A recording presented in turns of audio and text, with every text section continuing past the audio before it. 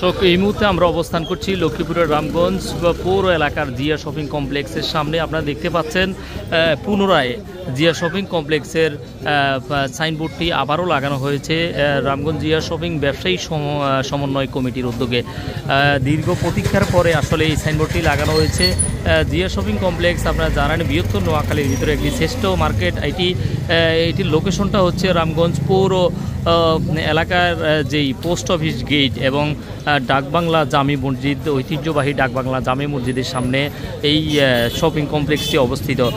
প্রায় কয়েক শতাধিক ব্যবসা প্রতিষ্ঠান এখানে রয়েছে বিভিন্ন আইটেমের, এবং এখানে আজকে উৎসুক জনতা এবং ব্যবসায়ী সমন্বয় কমিটির উদ্যোগে আজকে আসলে এই সাইনবোর্ডটি উৎসুক মুখর পরিবেশে লাগানো হচ্ছে। আপনারা দেখতে পাচ্ছেন, তারই চিত্র আপনাদেরকে আমরা দেখানোর চেষ্টা করছি।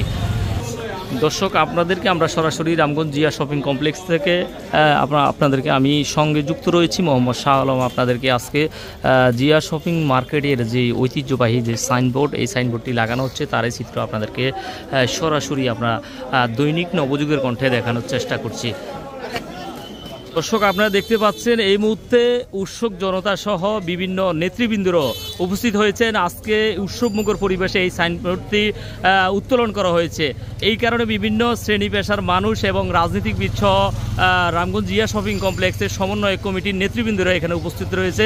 আপনারা সরাসরি আপনাদেরকে দেখানোর চেষ্টা করছি।